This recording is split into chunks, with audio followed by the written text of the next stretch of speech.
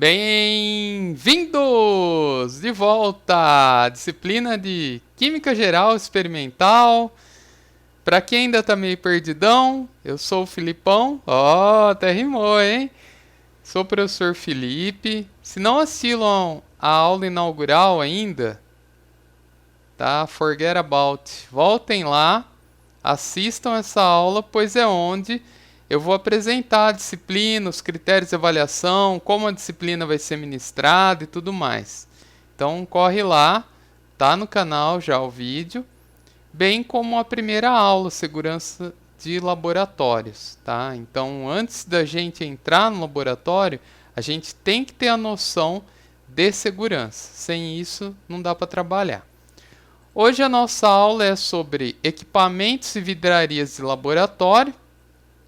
Então aqui a gente vai aprender os utensílios que a gente utiliza, né? Sempre brincam que o químico gosta de cozinhar, isso popularizou ainda mais depois da série Breaking Bad, né? Então aqui são os nossos utensílios de cozinha que nós vamos aprender hoje. Eu não vou ficar lendo item por item, que fica extremamente chato, tá? Eu vou falar bem de forma geral, nos slides está explicadinho, bem como na apostila que está lá nos nossos materiais, ok? Então, já falei que tem que estudar, né? Sem estudar, não dá. A não ser que você não queira aprender, né? Que é só curtição, beleza, tudo certo. Só estou fazendo universidade por esporte, porque meu pai me obrigou. Aí, beleza. Cada um é responsável por si mesmo. Vocês são adultos, tá, gente? Eu não vou ficar me estendendo mais nisso. Que tá lá na aula inaugural também. Então, quando a gente pensa em laboratório de química, o clichê, né, para quem nunca viu química na vida, é achar que é um negócio cientista louco, cheio de vidro, coisa colorida, né? Os meus colegas engenheiros, os docentes aqui, eles costumam brincar, né, que a gente adora fazer coisa colorida, né? Então, esse daqui, para quem não conhece, é o Bikman. Era uma série que passava na Rede Cultura, está disponível na internet. É um ator, né, o Paul Zalum, que ele brinca de ciência. É um pouco infantil, sim, mas é muito didático. Inclusive ele tem aulas, né, são aulinhas assim sobre temas diversos da ciência, de uma forma muito divertida. Aqui está em preto e branco, eu quis focar nas cores, né, nas coisas coloridas, mas o jaleco dele é o meu sonho. É um jaleco verde-limão, assim, bem berrante. E esse cara, meu, eu já vi ele ao vivo uma vez que ele veio aqui no Brasil. É sensacional, é incrível. Ele já é um velhinho, hoje não, né? Quando eu fui no evento, faz muito tempo, já também. Mas ele põe essa peruca, põe e ele chega, igual no seriado. Marcou muito, inclusive tenho colegas, né, docentes da USP, de ótimas instituições aí, que já assumiram que começaram a se interessar pela ciência por conta do Bikman, né? Então, putz, isso é muito válido. O cara cumpriu a missão de vida dele assim. Então, quem quiser assistir, né, é bem divertido, bem engraçado assim, mas infelizmente, né, estamos aqui para fazer coisas sérias, não tão sérias quanto esse Dr. Frankenstein aqui, né? E nem tão malucas quanto esse outro cara aqui, né? Aqueles típicos inventores, né, que tem por aí. O cara inventou não sei o quê, né? Então, isso não é laboratório, tá? Esses são clichês que a gente tem que lidar no dia a dia, mas que não são verdadeiros. Então agora, entrando no assunto de hoje, existem vidrarias e equipamentos adequados à maioria das necessidades laboratoriais. Ou seja, tem um instrumento, uma vidraria, um equipamento para cada coisa que você vai fazer no laboratório. Assim como vocês depois vão ver, né, as operações unitárias da engenharia, aqui a gente tem também um instrumento para cada coisa, uma vidraria para cada coisa. Então, não pode usar de forma errada, porque você vai ter um resultado ruim, você pode levar um acidente, aula passada de segurança, tá? Então, adaptações para agilizar, otimizar, né, ou mesmo necessárias, deve ser feito de forma adequada. Então, quem tem mais traquejo, né, um técnico como um dos nossos, né, a Keila e o Silvio, eles têm umas manhas, né? Eu não tenho esse traquejo. Durante a graduação, eu estava na posição que vocês estão hoje. Então, fica essa questão, né, de professor-aluno, tal. A gente tem uma limitação ali, tudo mais, do que tem que ser feito naquele momento. Então, a gente acaba não adaptando muito. Na pós-graduação, a gente já aprende umas manhas assim para acelerar o nosso processo, que a gente tem prazo para entregar artigos, a tese, tudo mais.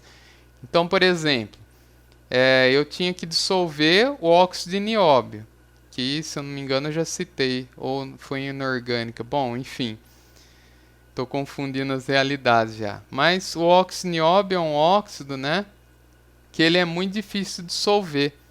E a gente tinha um método de solução utilizando um becker, que vocês vão ver a seguir, que é um becker, para quem ainda não sabe, aberto, com um ácido clorídrico. Isso ocasionava uma série de problemas. Primeiro, o vapor, né, que é um vapor ácido. Ainda que a gente estivesse utilizando a capela, chegava no final do dia, assim, quem era mais sensível, né, acabava até com o olho ardendo. Né? A capela ela é eficiente, mas também não faz mágica.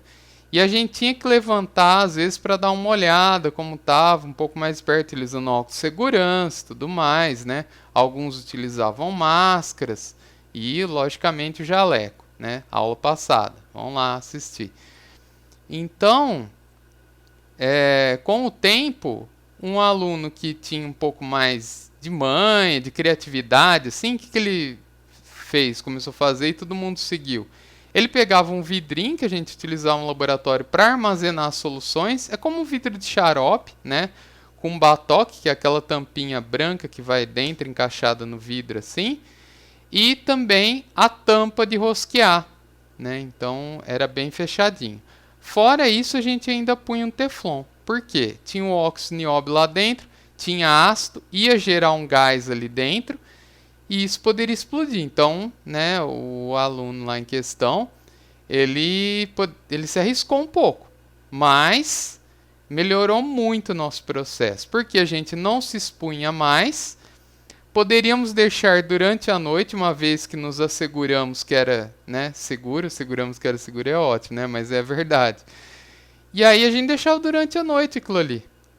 Então a gente ganhava muito tempo.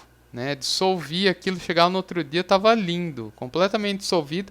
Ah, sim, um detalhe, era sobre aquecimento, né? Então, aí que estava o risco. Mas o frasco resistia, daí se não enchesse ele até a tampa, deixava um volume morto ali, belezinha. Tá? Então, isso é só um exemplo de coisas que eu já fiz realmente, às vezes ficar pegando exemplos aleatórios aí, de internet e tudo mais, para trazer essa ideia para vocês, né? Adaptações são possíveis, mas tem que tomar cuidado.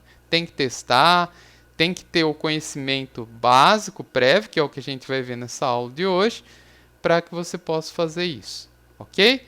Então, aqui, começando já com o Becker. Becker é o nosso copinho, né? Eu falo isso, às vezes o aluno vai querer comprar um para beber. Roubar laboratório não pode, tá? Por quê? Além do óbvio, né, que não pode roubar, né, parece até bobo falar isso, mas acontece.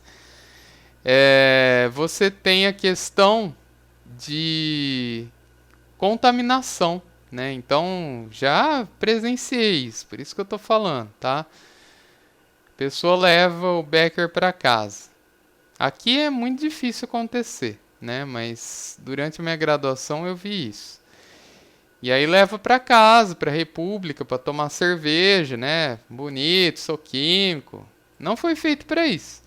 Mas se você comprar um Becker em lojas que vendem, né, esses instrumentos, essas vidrarias, aqui em Cuiabá a gente tem algumas, tudo bem, você lava bem, é um copinho. Tem gente que faz uma... Como fala? Não é uma alça, um negócio de segurar assim, né? Pede para um vidreiro fundir ali o vidro e fica uma alça. Porque tem Beckers todos os tamanhos, como vocês podem ver aqui. E aí um grandão, né? O pessoal adorava levar no churrasco, né? Ah, ó que legal, minha caneca, tal, exclusiva, né? Uma coisa diferente. E tudo bem, né? Porque é um copinho mesmo. Para que serve? Justamente para preparar soluções, para dissolver alguma coisa, né? Então é uma vidraria das mais gerais possível. A gente vai ver outras vidrarias que têm uma função mais específica, tem até uma calibração prévia e tudo mais. Então a gente vai ver isso durante a aula. Bastão de vidro porque ninguém vai mexer com o dedo, né? A não ser que seja um copinho seu, né? Você faz um drink ali também, dá pra fazer um gin, o que você quiser ali, né? Ainda que não seja adequado fazer gin, esse tipo de copo, tá? É legal você utilizar uma taça mesmo arredondada, tem motivos para isso, mas não é aula de drinks aqui, né? E aí a pessoa fica mexendo ali com o dedo, né? O whisky é comum, né? A pessoa ficar. Bom, é muito porco isso, tudo bem, cada um sabe o que faz, né? Ainda mais em épocas de Covid. Então, o laboratório não pode fazer isso, ever, né? Porque alguns reagentes podem comer seu dedinho e também você vai gerar uma contaminação. A nossa pele tem muito sódio, né? Então, o suor tem muito sódio e isso vai passar para a sua solução e pode levar a uma contaminação grave. Então, o bastão de vidro serve para isso, né? Você agitar a sua solução, dissolver, eles podem ser aquecidos porque são de vidro também, resistentes ao calor. E ainda tem um outro bastão de vidro, devia ter colocado a foto aqui. Vou colocar. Plim! Mágica da edição. Já viram o Chapolin quando aparece alguma coisa, o Chaves? Aqui a gente faz ao vivo, meu! Coitado Faustão, aposentou, um clássico da TV. Mas vamos lá. Então, eu esqueci de mostrar aqui, né, que os beckers podem ser de plástico também, para mexer com substâncias específicas, trabalhar com substâncias específicas, como o ácido fluorídrico, por exemplo, que é um ácido que corrói o vidro. Ele é utilizado inclusive para fazer gravações em vidro, artesanais ou não, industriais, tanto faz, tá? E esse é o outro bastão que eu falei, né? É o Polishman, policial, né? Então olha a diferença. Aqui a gente tem um bastão de vidro normal e aqui a gente tem um Polishman. Ele tem uma ponta de borracha, dá para trocar também. Dá para comprar só a ponta e adaptar, mais barato, né? Mais útil também. Por quê? O Polishman é para tirar aquela coisa que ficou grudada ali, não saiu completamente, não dissolveu completamente. Você quer tirar ele ali do becker, você vai lá e tira para não ficar raspando o becker, né? Porque principalmente os de vidro vão desgastando com o tempo. Então, tá aí uma maneira de proteger e também alguma necessidade que surge. Funis. Funil, muita gente usa em casa para pôr gasolina no carro, enfim. Funilzão. Mesma coisa, só que para o laboratório a gente tem diferentes tamanhos e diferentes comprimentos da haste aqui do funil, tá? Então tem os que são mais curtinhos, tem outros que são mais longos e tem diferentes tamanhos também. Vai depender do que? Da sua necessidade, como qualquer vidraria de laboratório. E claro, você vai ter que utilizar um papel de vidro, de filtro, aliás, para a maioria das filtrações que você vai fazer. Você vai dobrar esse papel de filtro de forma adequada. Se a gente tivesse no laboratório, eu ia ensinar vocês. A gente dobra no meio, normalmente é um círculo que a gente mesmo corta de uma folhona ou que ele já vem numa caixinha, né? Tem diferentes poros, né, de filtração. Alguns vão filtrar mais rápido, outros vão filtrar menos. Enfim, isso, né, a gente já sabe. E aí, então, a gente vai ter essa... Você dobra esse círculo no meio, dobra de novo, pega uma pontinha, abre, coloca ali no papel de filtro, umedece com o solvente que você está utilizando, ou água ou outro, e aí está tudo certo. Então, aí você faz uma filtração. Você vai dissolver normalmente no becker ali, vai verter o conteúdo ali e vai filtrar. Tá? Isso é tanto em larga escala, pequena escala, por isso tem diferentes tamanhos de funil aí. Tubos de ensaio. Também uma vidraria mais simples, rápida. Você vai fazer um testezinho ali, misturar duas coisas, joga ali no tubo de ensaio uma pequena quantidade, vê se não vai dar uma reação explosiva que esquenta, né, exotérmica, endotérmica, vai absorver calor, enfim. Aí você vai fazer um teste ali, tá, em pequena escala. Para aquecer substâncias também, já que os de vidro ao menos são resistentes ao calor, já que você pode ter de plástico também, tá? Tubos de ensaio de plástico, tubos de ensaio escuros para substâncias que reagem com a luz. A gente, na prática de reações químicas, vocês vão ver futuramente, que a gente faz uma reação, formação do cloreto de prata. E aí eu peço, inclusive, para vocês irem lá na janela laboratório e ver escurecendo esse cloreto de prata. Ele é fotossensível. Para evitar que ele escureça, se eu quisesse, né, evitar isso, eu poderia utilizar esse tubo de ensaio que é escuro, tá? Então, esse marronzinho aqui. Frascos também têm o mesmo princípio. Erlenmeyer.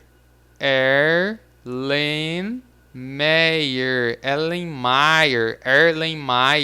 não sei a pronúncia correta exatamente, mas a grafia é essa, tá, gente? Se eu pedir algum exercício, alguma coisa na prova, qual é essa vidraria? Escreva. Leinmeyer. Vixe, cada absurdo que já teve, né? A pessoa não pega o livro em casa, não pega a apostila em casa, não presta atenção na aula, não anota. Aí dá nisso. E logicamente que está errado, né? A gente está aqui para aprender o nome correto das coisas.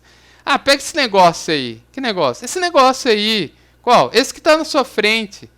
Né? Pelo amor de Deus, né? É infantil, chega a ser infantil falar isso, mas acontece. Essa vidraria aqui, né, que ela tem um fundo chato, né, um fundo reto e a forma de um cone. Ela é utilizada para reações mais específicas, então cristalizações, alguns tipos de soluções, ensaios biológicos o pessoal usa muito. Então eles têm uma bandeja lá de agitação, eu já vi isso muitas vezes, né? Laboratório que faz reações biológicas, microbiológicas, ensaios de fermentação, outras coisas. Coloca lá e aquilo fica agitando assim, né? E outra coisa que vocês utilizariam, né, no laboratório, a gente vai ver a prática, vai poder testemunhar isso ao menos, é na titulação, né? Então a titulação é uma técnica analítica que a gente vai aprender durante o semestre, que a gente utiliza o Erlenmeyer. Kitasato. Ele é muito semelhante ao Erlen, mas não é o Erlen, Kitasato, tá? É outra vidraria. Então, ele tem essa saída aqui do lado e a boca dele pode ser um pouco mais resistente, porque ele é muito utilizado para filtração a vácuo, utilizando junto um funil de Buchner, tá? Não precisa pronunciar correto, vocês não vão ter prova oral. Buchner, aprenda a escrever o nome do cara, né? Ele trabalhou para fazer isso. E aí ele é todo furadinho, aqui vocês não vão ver o furinho porque tem um papel de filtro em cima. E qual a diferença? Para você filtrar a vácuo, retirar de forma mais eficiente o seu solvente, né? Que é uma parte de solução. Por enquanto, né? Vão aparecer alguns nomes, mas até o final do semestre, se, né, vocês fizerem a parte de vocês também, vão estar familiarizados com esses termos. Então, é muito comum a gente utilizar para recristalizar alguma coisa. A gente também vai fazer cristalização, né? Vai ao menos saber como faz uma cristalização. A gente coloca aqui, já vai, lógico, pingar um pouco, só que a hora que você liga a bomba, isso suga, né? A gente põe ainda a mão em cima, ou põe um outro recipiente em cima, dependendo do que você está reagindo, senão vai machucar a sua mão, né? Obviamente. Então a gente coloca alguma coisa ali para fazer mais vácuo ainda. E aí fica sequinho assim, né, o cristal. Fica quase completamente seco. Você deixa ali na temperatura ambiente ou numa estufa, que vocês vão ver já já o que é, e seca, tá? Então tá aí funil de Buchner e o Kitasato. Aqui, os Erlens também podem ser de plástico, né? E tem diferentes volumes, como a gente pode ver nas duas fotos. E aqui o sisteminha, né? Dá para você fazer um vácuo usando uma trompa d'água, né? Isso essas adaptações que eu falei, essas criações que vão surgindo. Mas aqui está o princípio. Aqui tem uns furinhos para vocês verem melhor. Isso é encaixar através de uma rolha, né? Aqui não dá para ver bem, então aqui vocês vão poder ver melhor. E é isso. Vidro de relógio. Eles têm a forma de uma calota esférica, né? Então não é uma esfera completa, é só uma calota, como um calote de carro antigo, né? Redondinho assim, de Fusca. Você deve ter visto. São utilizados secagem, reações e ensaio em quantidade pequena. Qual a diferença para o tubo de ensaio, por exemplo, que eu também já falei em quantidade pequena? Esse daqui é aberto, né? Então você quer fazer o que a gente chama de spot test, vai pingar 2 gotinhas ali e vai ver se vai reagir, né? Coloca um sólido, coloca umas gotinhas ali, vê se vai reagir. Vai para a capela, que a gente vai ver logo mais que é uma capela, para não ter perigo, né? Então, é uma outra vidraria aí para fins específicos, como tudo que a gente vai falar aqui. Cadinhos. Esses são umas panelinhas para aquecer a substância, né? Essas panelinhas, esses cadinhos, né, que é o nome correto, não vou escrever panelinha, por favor, só para fins didáticos aqui na aula, tá? É um recipiente ali que tem um tamanho normalmente reduzido. Você vai aquecer em temperaturas elevadas, muito elevadas, né? Sei lá, a partir do ponto de fusão do vidro, você vai ter que utilizar um cadinho de metal ou de cerâmica, já que você não vai poder mais utilizar vidro, tá? Então, eles têm tampa ou não, né? Aqui a gente vê um de cerâmica com tampinha também ou não, e aqui um pegador, né? Uma pinça. Eu fiz isso, sei lá, durante uns 2 anos quando eu estava fazendo doutorado, né? Eu peguei a mão, a firmeza da mão, né? Para fazer esse movimento. Às vezes essa pinça cruza, né? E se derruba, enfim, mas você aprende somente na prática, né? Que a gente aprende as coisas. E aí o cadinho, no meu caso, era aquecido a 900 graus. Então não tinha como eu pôr a mão, obviamente. E às vezes a gente chegava a utilizar uma luva quando ia para temperaturas maiores. 1000, 1100, 1200, tá? A gente trabalhava em temperaturas elevadas. Então o movimento que eu tinha que fazer é uma mufla, que a gente vai ver a seguir, tipo um forninho. Eu tinha que abrir ela, que ela tem uma alavanca, e com a outra mão eu ia com a pinça e retirava o meu cadinho da mufla, deixava ali 1 minutinho esfriando, né? Levava para a bancada onde eu tinha que fazer uma outra operação lá específica, enfim, lá da minha pesquisa na época. Então é um negócio que tem que ter sangue frio e muita atenção, né? Porque senão você pode queimar. Tem 2 maneiras de pegar, né? Aqui é arredondado, você pode pegar assim, não recomendo, é mais difícil. Se for possível pegar assim, como era o meu caso, muito melhor, tá? Então já colocava, tinha vamos explicar, uma chapinha dentro do material que eu estava tratando. Ela ficava num canto assim, né, do cadinho. E aqui sobrava um espação, então eu pegava tranquilamente ali, mas depende do que você está fazendo. Agora, vidrarias volumétricas. Acabou geralzão, né? Logicamente que o preço também é equivalente à complexidade da sua vidraria, do seu equipamento. Aqui a gente entra nas vidrarias volumétricas. Para que serve então? Para medir volumes, certo? Então a gente tem vidrarias que são rápidas, porém não tão precisas, como a proveta, tá? Proveta, gente. Bebê de proveta, tá? Então, mais ou menos essa ideia, né? Bebê in vitro, chamado hoje. É um recipiente que você vai colocar ali, tem diversos volumes também. Tem uma graduação, você não precisa utilizar o volume máximo. Essa é outra vantagem da proveta. E ela tem uma boca grande, né? Relativamente grande. Claro que vai depender do volume dela, isso já é mais difícil. Mas é muito melhor que as outras que a gente vai ver a seguir em termos de rapidez. Porém, não tem precisão. Eu preciso medir exatamente 50 ml. Você não vai utilizar uma proveta. Preciso medir em torno de 50 ml. Beleza. O erro da proveta vai cobrir sua necessidade. Tá? Essa vidraria não tem calibração. Então, ela não tem precisão alguma. Qual a diferença de precisão e exatidão? Vou mostrar para vocês. Então, aqui. Vamos ver a diferença, precisão e exatidão. Essa é a maneira mais didática, vocês provavelmente não vão esquecer, tá? Exatidão é quando a gente chega mais perto do centro desse alvo, tá? Então aqui a gente tem exatidão, né? Exatidão também aqui. Alta exatidão nos dois. A precisão é quão próximo você vai chegar desse alvo. Então aqui você tem uma baixa precisão, porque nem todos os tiros aqui no caso atingiram o centro do alvo. A mosca que a gente chama, né? Acertou na mosca, né? Aqui a gente acertou as duas coisas. Tá muito preciso, muito exato. Aqui a gente tem baixa precisão e baixa exatidão. Só um que acertou o alvo aqui. Muito baixa exatidão. Os pontos aqui estão muito dispersos. Compara aqui. Essa é baixa. Essa é pior, tá? Essa é mais baixa ainda.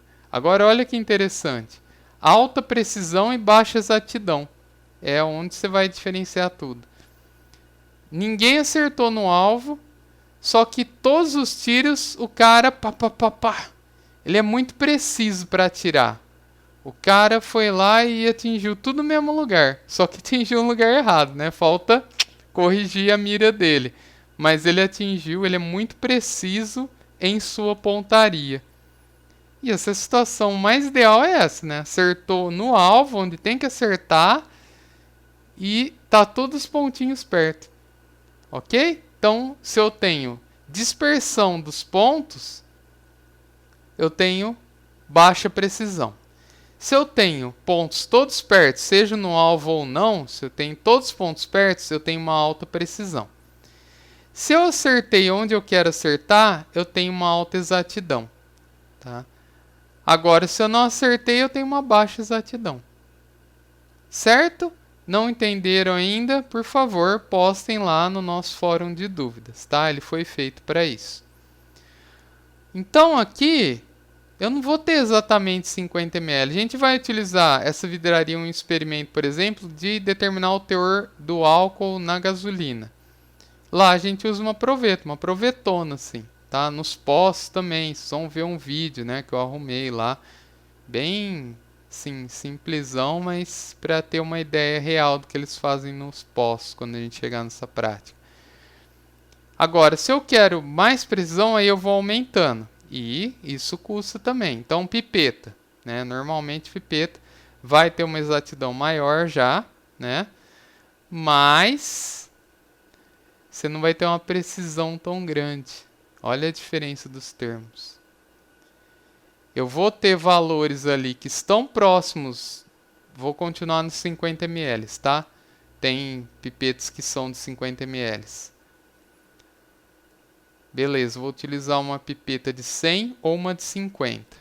Já vai ter mais precisão que uma proveta. Né? Quer dizer que eu estou mais perto do real 50. Já perceberam isso? Por exemplo, essa redução que tem nas coisas. Né? A latinha de refrigerante já teve, sei lá, 350 ml, 400 ml. Hoje, a maioria das latinhas é aquela latinha fininha, né? Cerveja, refri, o que for. Eles informam lá na latinha. Redução do volume de tal para tal. Por quê? Porque é óbvio que diminuiu, mas quanto diminuiu? Qual o preço que eu estou pagando por isso? Então, são uns conceitos assim, como eu disse desde o começo da disciplina. Ah, quero ver química. Isso é tudo muito chato, não quero ver isso. Na vida é importante também, às vezes, tá? Então, por isso que eles têm que formar lá. Outra coisa, lá na indústria, os instrumentos normalmente são calibrados e tudo mais.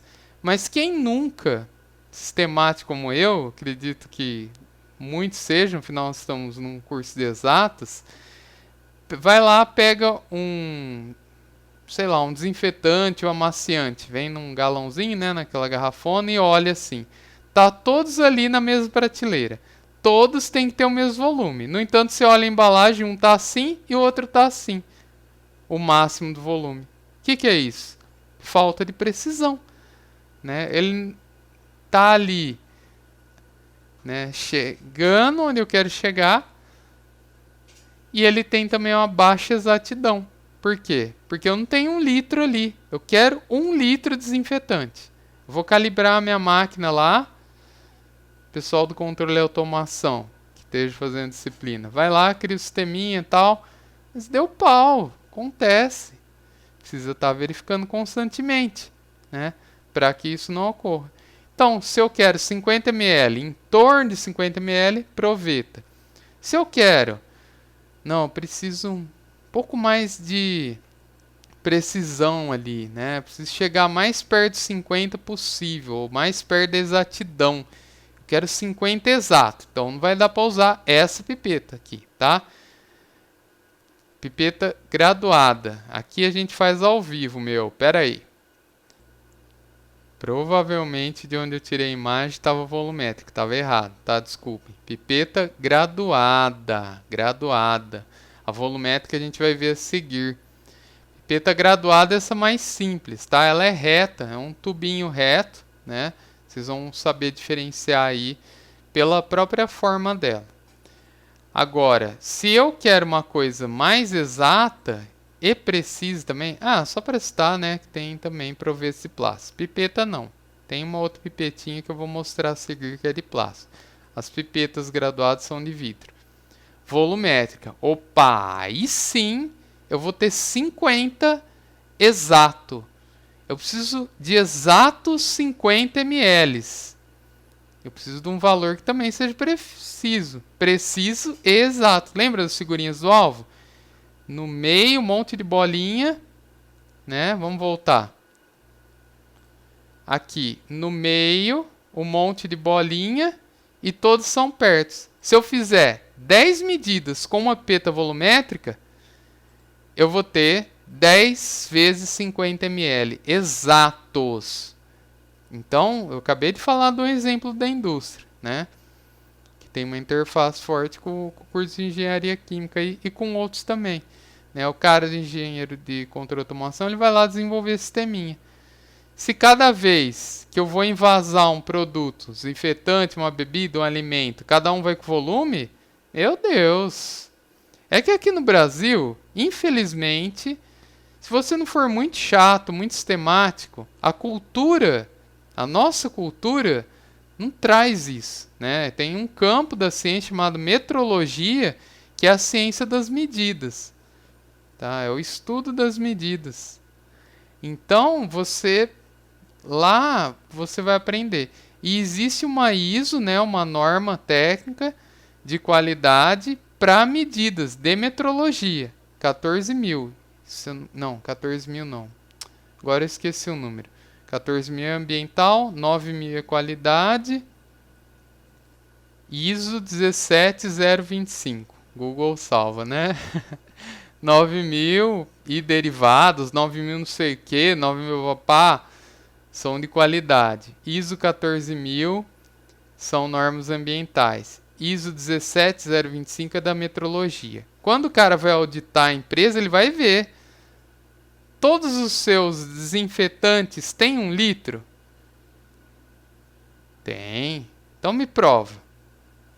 Tá? Então, você não vai ter uma pipeta de 1 litro, né? Mas você vai ter uma maneira de trazer essa exatidão para algum sisteminha ali, calibrando o sistema. Então, a pipeta volumétrica ela tem uma calibração. Ela custa mais caro, sim. Mas ela tem uma calibração que deve ser rastreada, né? Quando a gente fala em metrologia, a gente fala muito em rastreamento. A gente vai rastrear desde o padrão internacional do volume até chegar na pipeta. Tem que rastrear. Se não rastrear, não tem qualidade, não tem confiança, não tem precisão, não tem exatidão no seu resultado. Inclusive tem um nicho todo de mercado de certificação de metrologia e tudo mais, laboratórios que fazem isso e que custam, tá? e você pode abrir um negócio desse, você pode trabalhar um negócio desse, tá? Então, fica aí para abrir a cabeça de vocês. Esse é o nosso objetivo aqui, tá? Então, vamos lá. Próxima vidraria. Ah, aqui, coisa importante, desculpa. O menisco, né? Menisco. Não inventem nomes, tá? Tô ensinando o nome correto para vocês. Menisco é esse risquinho aqui que não vai dar para ver na segura, mas que tá ali no pescoço, né? Nessa haste aqui da pipeta. Você tem que acertar o menisco dessa maneira. O seu líquido, a parte inferior do seu líquido, tem que coincidir com a parte superior desse risquinho aqui. Né? Então, normalmente você vai pôr na altura dos seus olhos para que seja medido de forma correta. Tá? Então, aqui a gente tem uma visão ampliada da pipeta e aqui, ó, olhem essa bolinha vermelha aqui do meu cursor, onde eu estou passando ali na parte superior direita. Aqui dá para ver o menisco, tá? Ele é bem visível. Em algumas pipetas é menos, ele é branco, né? Aí fica um pouco mais difícil, mas dá para ver. Principalmente substâncias coloridas, tá? Então aqui, como está tombado, o menisco tombou também.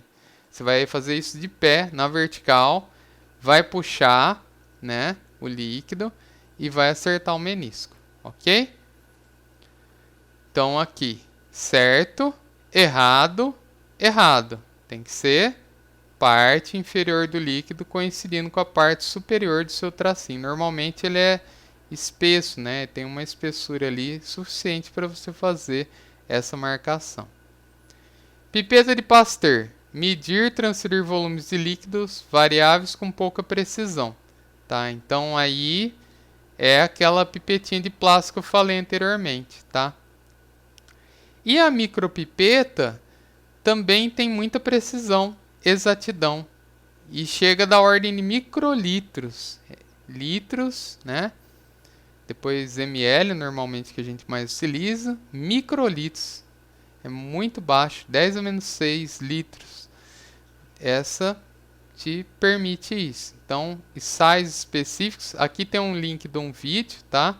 Depois eu vou colocar lá no post dessa aula. Se eu não coloquei, pode me cobrar, tá? Manda uma mensagem, coloca lá um comentário direto no fórum lá de comunicação que eu coloco para vocês, tá? Aí vocês vão poder ver como utiliza uma micropipeta, que a gente não faria isso no laboratório. Infelizmente, a gente não tem micropipetas todo mundo. É um equipamento, vamos dizer assim, que custa muito caro, tá? Muito caro, muito mais caro que uma pipeta volumétrica. Essa sim a gente tem, tá? Essa daqui a gente tem. Assim, qual a vantagem também da micropipeta, né? Você não tem contato nenhum com a solução. Então, normalmente, quem trabalha com materiais biológicos, né? Estamos aí com o Covid, né? Para não deixar mentir, vai trabalhar com isso. Não quero contato nenhum. Às vezes vai enfiar ali, tem uma ponteira, né? Da micropipeta, que é encaixada ali na pontinha. Às vezes enfia dentro de um frasco, isso para não ter contato nenhum com aquela substância. Um vírus, micro-organismo, vai usar máscara, escafandro, enfim, várias proteções, mas tem que tomar cuidado, né? E uma coisa que eu estava lembrando, agora passou. Passou, a animação pulou aqui. É a pera, tá? Para que serve a pera? Para que você não tenha contato com ele também. Você não vai chupar, né? Com a boca isso. Tanto na pipeta graduada quanto na volumétrica, você não vai pôr a boca aqui. Mesmo se for água, você não sabe onde passou aquela pipeta, né? Não é higiênico, não pode, leva contaminação. Tem CO2, né? Saindo da gente. Daqui a gente tá puxando, né? Pode ter ali uma contaminação. Então a gente coloca a pera na ponta da pipeta, encaixa essa extremidade inferior aqui. Olha aqui no cursor, extremidade inferior, vai encaixar. Essa bolinha aqui a gente segura com o dedo. Aqui em cima a gente vai esvaziar a pera, apertando essa válvula de cima. Então tem aqui, talvez não deva enxergar bem, depois eu vou ver se eu acho um vídeo explicando como usa a pera e posto para vocês, tá? Porque depois os que vão fazer disciplinas específicas de química tem que saber o mínimo, tá? Para não chegar lá e ficar batendo cabeça. Aperta o botãozinho de cima, tem um botãozinho, é uma válvulinha, não é um botão clique assim, né? Uma válvulinha, você faz uma pressão ali, esvazia a pera. Aí você vai encaixar ela na sua pipeta, qualquer que for, né? Aqui a gente tem outro botãozinho aqui, tá? Se procurarem agora uma imagem núcleo no Google, pausa o vídeo se quiser, né? Antes de ver o vídeo. Se eu esquecer o vídeo, me lembrem, por favor, também, tá? Você vai apertar um outro botãozinho aqui embaixo que chama S, de subir. O líquido vai subir até você acertar o seu menisco. Como você acerta? Com esse da ponta agora, dessa extremidade aqui, chamado E, de esvaziar. Então aqui a gente tem a de abrir em cima, esvazia a pera, encaixa na sua pipeta, depois você vem com o S de subir e o E de esvaziar. Tem algumas pipetas que tem duas marquinhas. Aqui não vai dar também para ver bem, mas depois vocês encontram, né? Pipeta de sopro na internet. Você tem que assoprar. Como você não vai colocar a boca, você aperta essa bolinha aqui. Você fecha com o seu dedo, aperta a bolinha, ele empurra o líquido para baixo e está tudo certo. Tem uma mais prática, né? Que custa mais, obviamente, que é essa daqui. Essa você encaixou, né? Estando vazio aqui, você encaixa na sua pipeta. Aqui tem uma rodinha, tá? Uma rodinha. Você vai segurar assim com a sua mão e vai girar essa rodinha com o seu dedão. E ele vai subir o líquido. Depois, a hora que passar, então passa do menisco, que é errado, claro, né? Você vai passar, pode passar até mais aqui. E depois você desce até chegar no menisco, ok? Sem deixar passar, né? Até o menisco. A mesma coisa que a pera. Só que a pera ela é mais difícil. Esse E de esvaziar, para você chegar no menisco, você tem que dar um toquinho. Muito levinho, assim. E conforme ela vai ficando velha, usada, passa muita coisa, tem gente que deixa subir o líquido, né? Entra dentro da pera, não pode também, tem que tomar cuidado. Mesmo com esse, passou, entra, né? Aqui dentro, estraga tudo. Às vezes tem que jogar fora, né? E isso tem um custo. O custo é muito importante quando vocês trabalharem numa empresa. Já é importante para nós, né? Sem recursos cada vez mais para a educação. Para vocês trabalhando numa empresa, não tem escolha, tá? Então tem que tomar cuidado com isso. Aí essa eu já passei, né? A micropipeta. Balão volumétrico também tem precisão, né? Uma coisa. A pipeta volumétrica ela tem um volume fixo. Você tem que chegar até o menisco para ter esse volume que está escrito aqui, ó, 25, 10 ml, 5 ml, quanto for. A pipeta graduada você vai ter variação, proveta também. Então, vantagens e desvantagens de cada vidraria, tá? O balão ele vai ter um volume fixo, que está anotado aqui. Também tem uma calibração que vai ser rastreado para o padrão internacional de volume, tá? Então ele tem um volume fixo. Ó o menisco, esse dá para ver bem até aqui nessa imagem, tá? Ó o menisco aqui. Também tem que acertar o menisco. Passou? Já era, tá? Porque o balão ele tem que estar seco quando você vai utilizar. Se tiver molhado aqui, a pipeta volumétrica, mesma coisa. Se tiver molhado aqui, a hora que você passa o seu líquido, ele vai arrastar esse molhado. Pode ser um contaminante, pode te dar uma imprecisão no volume, vai passar o seu menisco e aí já era. Pode jogar, pegar outro balão seco e medir de novo, tá? Aqui o balão âmbar também, para vocês poderem trabalhar com reações são fotossensíveis. E é isso, balão volumétrico também, alta precisão, alta exatidão. Exatamente 50 ml, exatamente 10 ml. Eu preciso desse volume, não tem como ser 0,001, né? Claro que tem um erro, né? Estou exagerando um pouco. Se eu não me engano, do balão é 0,5% ou 1%, agora eu não lembro. Mas ele está informado aqui, vai depender, balão varia também. Quanto mais caro, mais preciso, né? Calibração, tudo isso tem um custo para quem fabrica. Bureta, medir e transferir volumes de líquido variável. Então aqui também você vai ter variação de volume, quando você quiser. Eu tenho uma bureta de 50, mas não preciso medir 50, vou medir 25. E a precisão? Melhor que da pipeta graduada, melhor que da proveta, tá? Então teria uma prática, né? Eu vou tentar transcrever isso nessa nossa situação. Teria uma prática que vocês fariam isso no laboratório, né? Quem já deu uma olhada na apostila vai ver lá. A gente pega as diferentes vidrarias, a gente pesa e aí a gente pratica duas coisas: aprender a pesar e também ver essa exatidão, porque obviamente, como eu disse, você não vai ter exatamente 50 ml se você não utilizar uma vidraria muito precisa. E aí, pelo peso desse volume transferido em um beckerzinho, você vai ter a prova de qual é mais exato, tá? Então é prova de conceito que a gente faria no laboratório, mas nessa situação a gente não vai fazer. Eu vou procurar transcrever da melhor maneira possível isso para vocês, tá? Mas o legal seria ver na prática. Então eu não sei ainda, né, se eu vou trabalhar exatamente isso com vocês, mas fiquem tranquilos. De qualquer forma, o conteúdo acabou de ser passado, né? Agora vocês têm noção, lá na apostila também está escrito qual que é mais precisa, tá?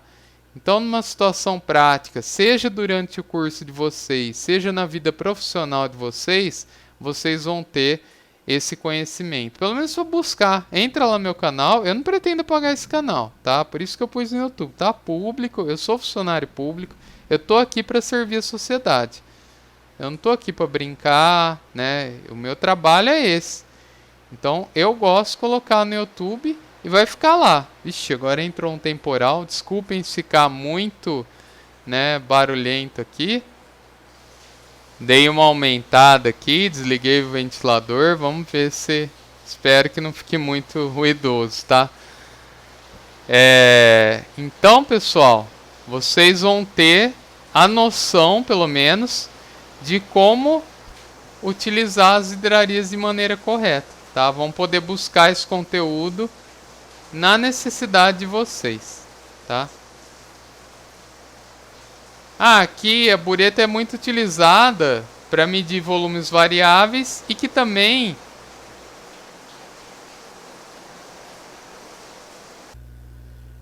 Bom, pessoal, continuando aqui, já fizeram sua pausa hoje? Foram no banheiro, almoçaram, comeram? Os vídeos estão ficando um pouco longos, pessoal, mas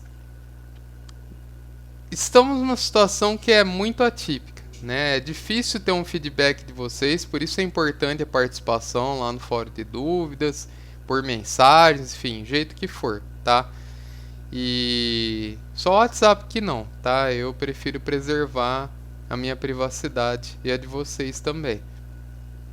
Mas pode mandar mensagem no fórum de dúvidas lá na caixinha que eu vou estar sempre olhando, tá? Fiquem tranquilos em relação a isso. Então, aqui é uma explicação que sempre vai ser longa, ou deveria ser, pelo menos na minha visão.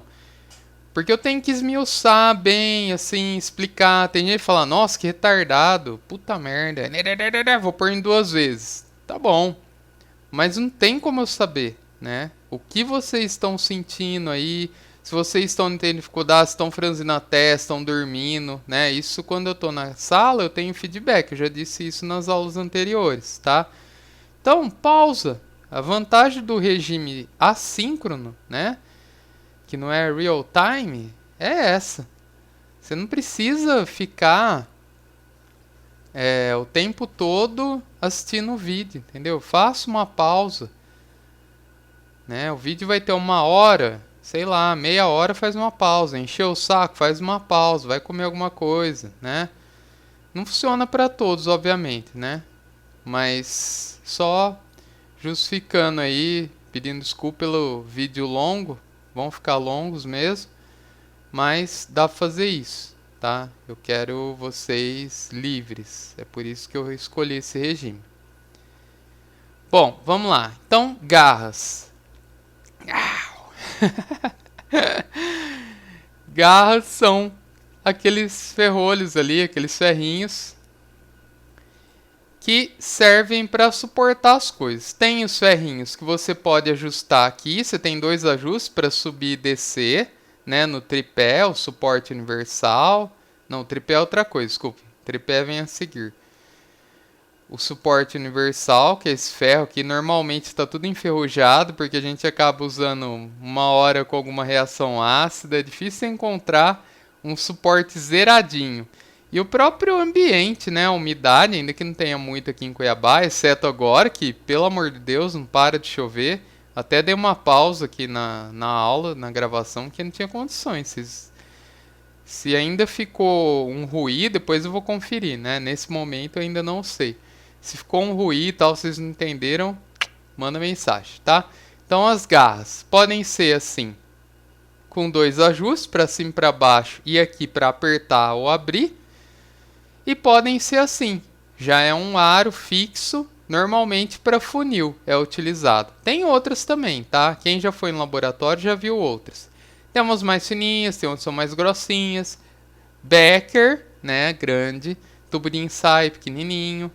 E sempre dá para usar um jornal, né? Jornal ou papel de enxugar a mão, você dobra assim. Aí tá uma adaptação, né? Mas você tem que testar isso antes de pôr sua reação. Então, testa antes de pôr sua reação. Porque senão, se o tubo de ensaio cair, só perde no máximo o tubo de ensaio quebrar, né? Se estiver muito alto. Vai pôr numa chama, esse tubo é resistente à chama? Porque tem tubo de ensaio e tubo de ensaio. Tem tubo de ensaio que derrete, tá? Então, depende da qualidade do material aí. Faz um teste, com cuidado, beleza, tá funcionando? Vamos para frente, tá? E falando em esquentar, bico de Bunsen, né? Ah, sim, desculpem aqui, né? Faltava essa parte explicar, né? Da titulação a gente utiliza um sisteminha assim para segurar bem a bureta, que custa muito caro, né? É interessante lá no laboratório didático que a gente tava com um probleminha nas borrachinhas aqui. Aí essa borrachinha ela solta, que é um outro suporte, né? Um que ele faz assim, né? Ele aperta. Tem umas borrachinhas para não quebrar o vidro, não forçar. E as bochinhas começaram a sair, aí o que acontece? O aluno, engraçadão, porque demora para ocorrer essa reação. Vou deixar ali, e fica ali, vai olhar o celular, e aí a bureta nunca quebrou, felizmente. Mas eu já vi a bureta vindo em cima do aluno, pega a bureta. Aí o cara acorda, fica desesperado, né? Derruba tudo, líquido. Mas até hoje... não lembro, pelo menos, de alguém ter quebrado a bureta, que é muito cara. Tá? Então, tem que tomar cuidado. Agora sim, aquecimento. Bico de Bunsen. Bico de Bunsen. Funil. Cadê ele? Funil de Buchner. Aprendam os nomes, caras. Pô, o cara levou a vida inteira, às vezes, para descobrir um negócio. Valoriza, né, gente? Por favor, vamos escrever corretamente, tá? Senão tá errado. Tripé, aí sim é um tripé, 3 pés, né? E a tela de amianto, porque você não vai colocar o Becker, nem vai ficar segurando. Você coloca a telinha e põe para aquecer o seu sistema, né? Então, você vai ter aí o aquecimento de acordo com as suas necessidades. Falando em não pôr a mão no fogo, né? Eu vou adiantar para cá. Pinça de madeira para segurar o tubo de ensaio. Não vai segurar o tubo de ensaio na chama, né? Tem a pinça. Ah, um pregador, um pregador que vai salvar você de se queimar. Então, respeite o pregador ou a pinça de madeira, que é o nome correto também, tá?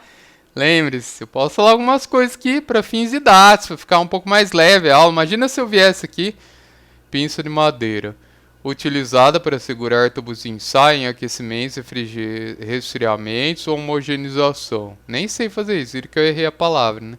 Ou põe a voz do Google, né? Pinça de madeira, utilizada para, né? Não dá, né? Então, vamos lá, vamos fazer mais dinâmico aqui.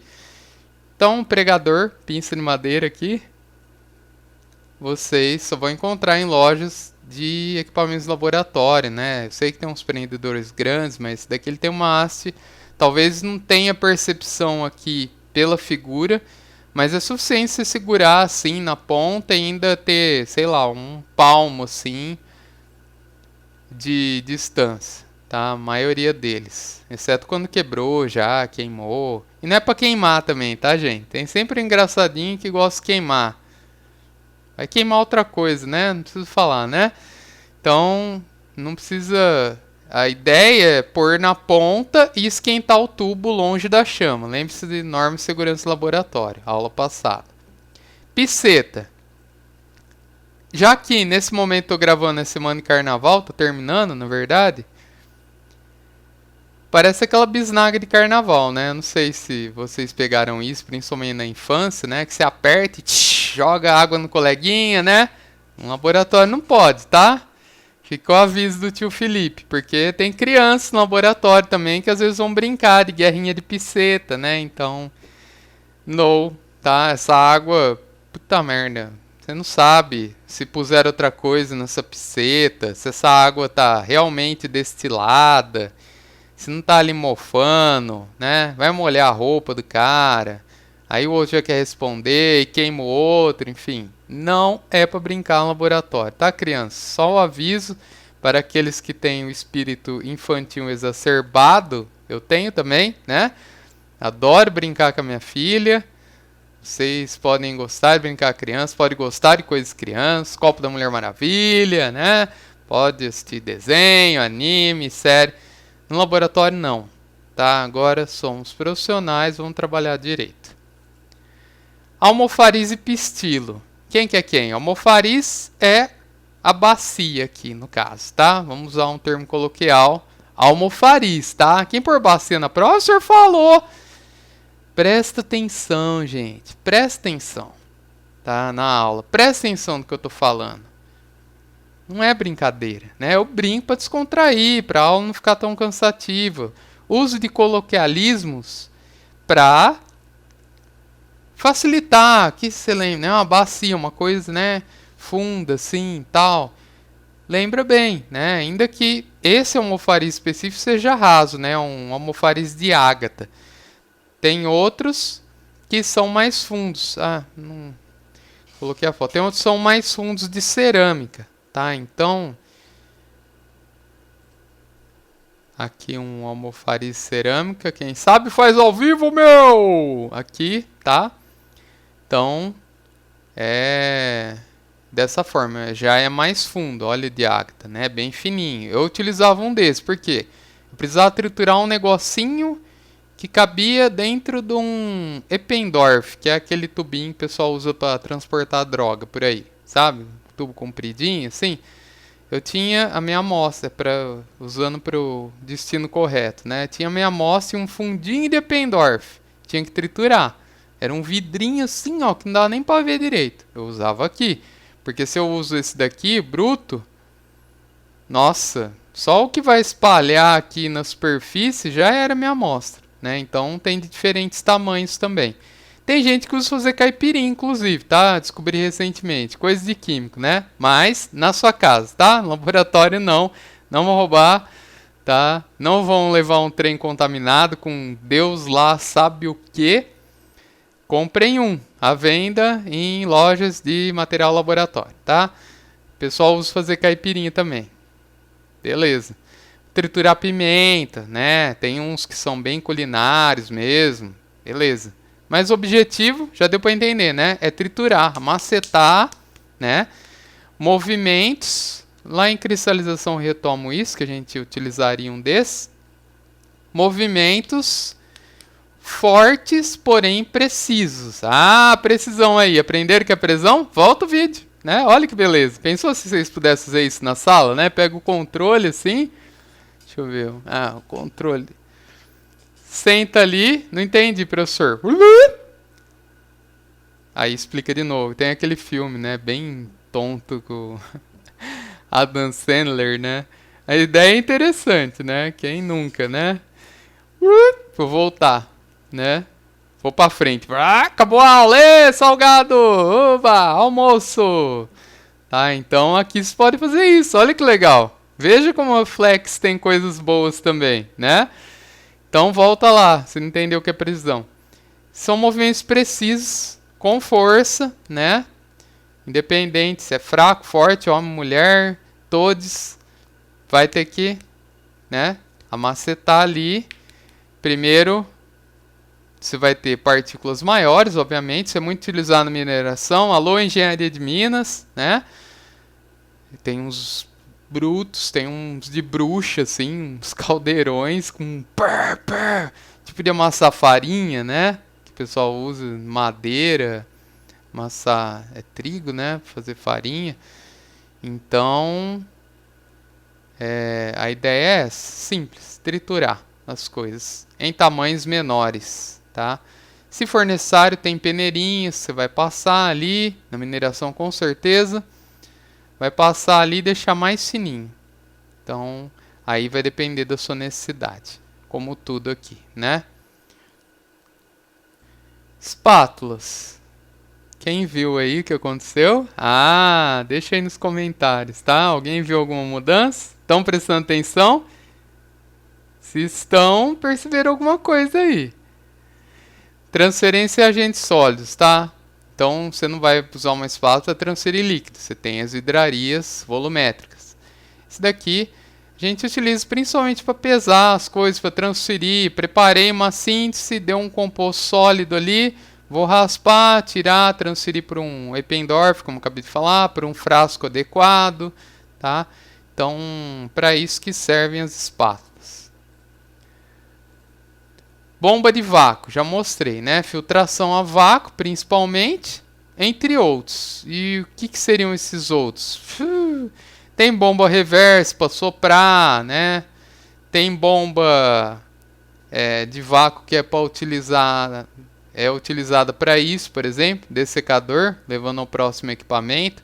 Tirar a umidade do meio aqui, tirar o ar, formar um vácuo. Puxa, fechou a torneirinha aqui, o dessecador está isolado.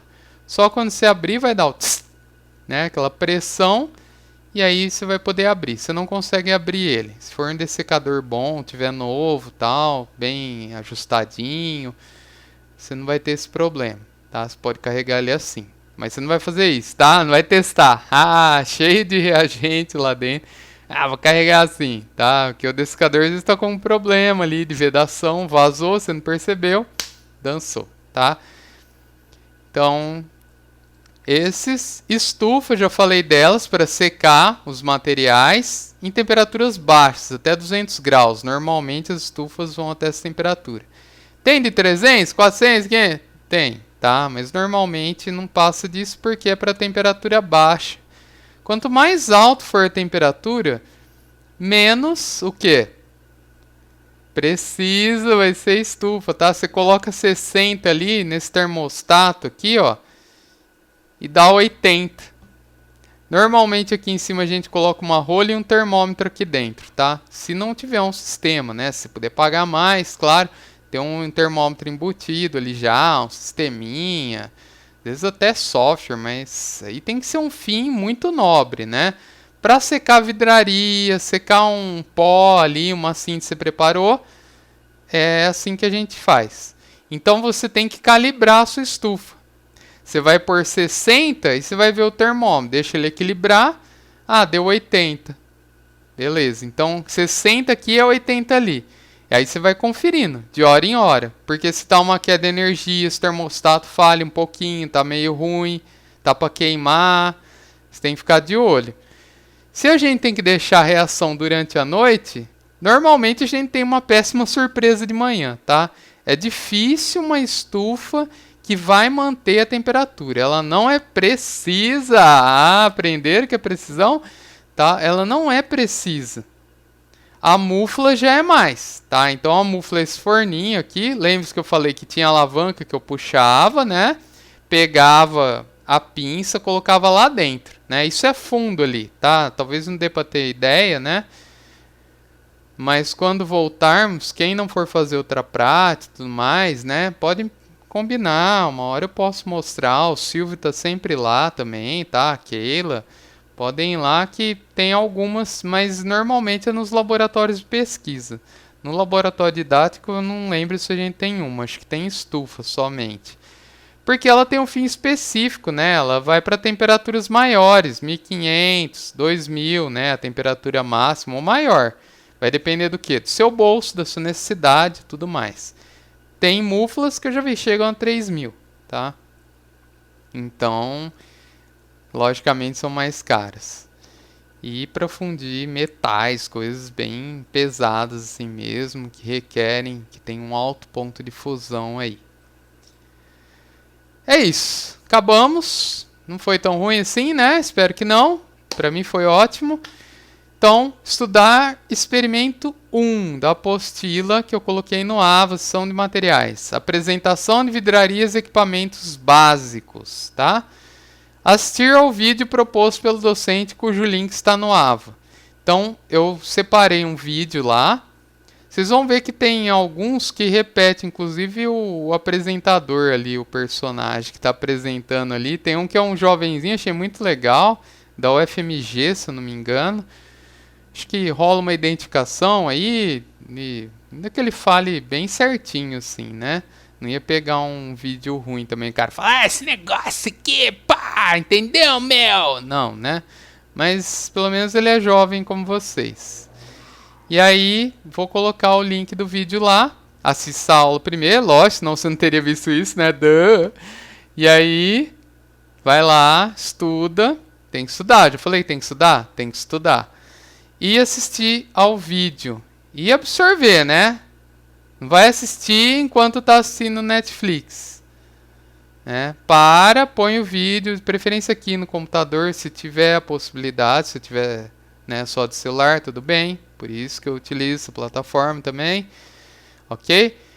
E é isso. Muito obrigado pela atenção. Até a próxima aula. E não deixem de entrar em contato se tiver alguma dúvida.